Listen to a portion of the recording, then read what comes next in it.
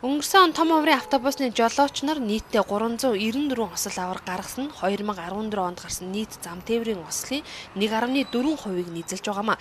Дээрх зам тээврийн осол аварын 90 гаруй хувь нь жолоочийн буруутай үйл ажиллагаанаас үүдэлтэй. За иймд 2015 онд үүнийг багасгахаар замын цагдаагийн газраас 10 хоногийн хугацаатай нийтийн тээврийн аяныг өрнүүлээд байна.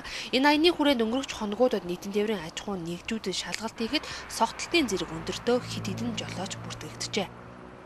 Өнөөдрийн хувьд ихтэл автобус нэгээс 1.079-ийн тээврийн жолооч нэлээд их зогтолтой автобусын жолооч хөдөлгөөнд автобусаа жолоодод гарч ирснийг тассан зогсоосон байгаа манайх автобус нэгтгэлээс. Тэгээ ингээд мөн эрдэм таранс дээр гарсан байгаа. Энэ одоо ингээд үзэхэд нийтдээ нэг дөрвөн жолооч согтуугаар одоо 10 хоногийн хугацаанаас ч одоо дөнгөж 7 хоног нь л явж штэ. 2014 оны байдлаар 270 зэрэгний хүмүүс гинтсэн байдаг. За энийг зөвхөн хэлбэрээр ингээд хуваагаад үзэх юм бол одоо мөргөлдсөн 303. Яг одоо эдэд материалын тохирлуулсан гэдэг чинь шум мөргсөн тохиолдол чинь 5-8 бүртгэгдсэн байх жишээ нь тийм ээ. Дээр нь яг одоо явган зорчигч мөргсөн байдал нь бол нийтдээ 127-оод явган зорчигчийн мөргсөн ийм дүн мэдээтэй байдаг юм байна.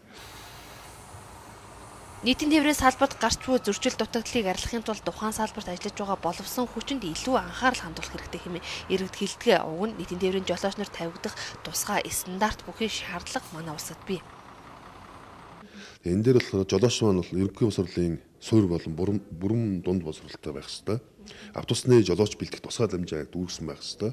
Жолоочийн мэргэжлийн Д ангилалтай тээвэрлэгч жолоочоор мэргэжсэн 21 наснаас дээш хүн байх ёстой гэдэг бүр тодорхой заасан байна.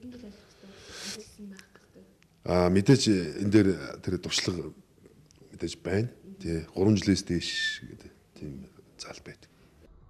Жолооч нар тавигдах шаардлага нь боломжийг хэдий ч үүнийг биелүүлэх нь ховраад. Тухайлбал энэхүү бичлэгэн дээр гарч байгаатай адил нийтийн тээврийн жолооч нар хурд хэтрүүлэн бусдтайгаа уралддаг явдлаа хүлээн зөвшөөрч байгаамаа.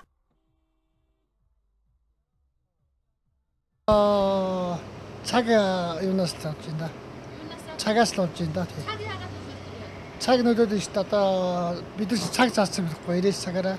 Тэгэхээр бас нөлөөж байна. Яг одоо цаг 90 гэдэг юм л байгаа шүү дээ. Хамгийн гол нь тий. Орлого цаг тийм юмнаас олж уралдаж явж байгаа шүү дээ.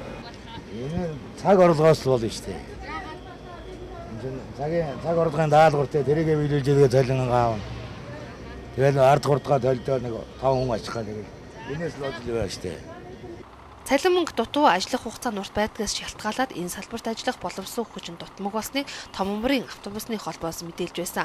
За иймд ажилд орох хүсэлтэй Д ангиллын жолооч бүрийг авахаас өөр аргагүй байдалд хүрсэн гэдгийг ч хэлсэн юм а.